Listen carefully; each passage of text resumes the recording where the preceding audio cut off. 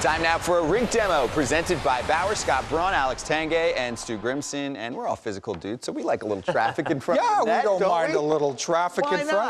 not? So what's the best way to create that traffic? Because there are many different scenarios that play out in the NHL. There really are, and we see more and more today, Tangs. You know what it's like? We see a lot of goals. I mean, I would almost estimate the majority of goals coming off some kind of traffic in and around the front of the net. So for a forward, you know, at the position you and I play, we need to kind of think about in our head, given the rules, how do we provide effective net front traffic? Because it's a risky area, and there's a lot at stake in this area. Let's just start with kind of a basic understanding of the rule, because this trips up coaches, players, and broadcasters in some cases too.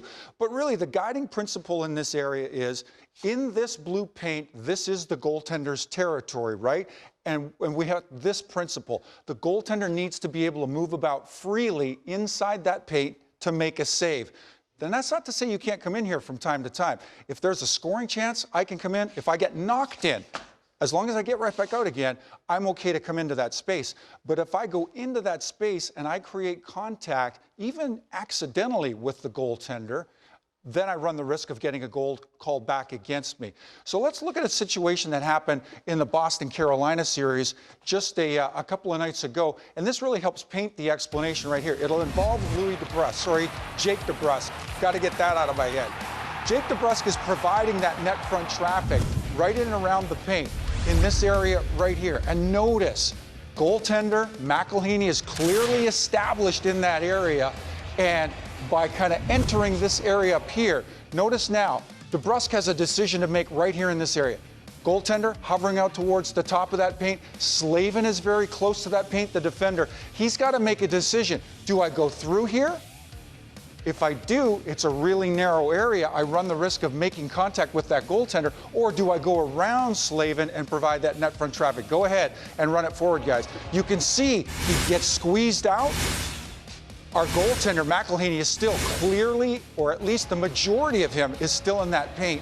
And that's at the moment DeBrusk makes contact with him. He's got those Supreme 25 Bauer skates on, Tangs, and he gets him a little tangled up with the goaltender. Here it is, a look on the backside.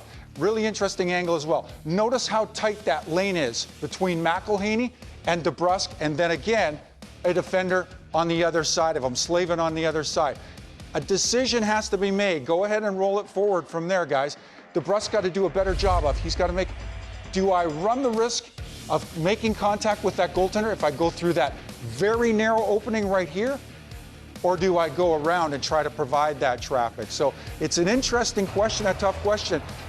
And you can see the consequences, because Tangs, from a defender's point of view, you'll try and game the system a little bit from time to time. Oh, absolutely. I mean, if you're going to be DeBrusk and you're on that side of me, and I'm Jacob Slavin, and the positioning was great here because I know that my feet are right on top of the crease. Yeah. I know where DeBrusk is at. So now if he doesn't want to, you know, if he wants to get in that position where he's going to go between, you know, McElhinney and me, all I have to do is give him a little push like that. So it's not me pushing him, but now he's got to impede, he's got to interfere with the netminder. And if he goes the other way, if he goes the front route, then I'm just guiding him with my stick, and I'm guiding him out of the way. Try to hold me to the outside. Hold him out, and then Torrey Krug will take that shot, which will be an easy stop for McElhinney. Yeah. But, you know, the defensive side of it, you know, the players on the attack, they have to realize where the defenseman at and how to find that positioning, because, like Stu mentioned, the blue paint, if you want to score goals in the NHL, that's where you have to be. That's where somebody on your team has to go to allow your team to score some goals. Yeah, exactly right. And from the attacking player's point of view,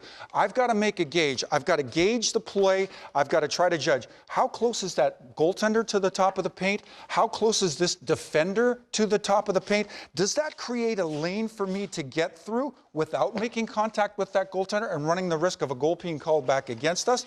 Or do I take the more conservative, go around on this side? It's kind of a tricky play. You've got to read it in a split second, but there's a lot at stake. It's a goal called back against you.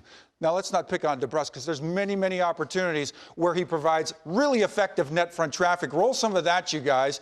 He's a big body, occupies that space exceptionally well. And here are instances where he's created a good amount of buffer, a good amount of space between he and the opposing netminder, Mrazek in that case. Look at the separation between he and Mrazek at that point.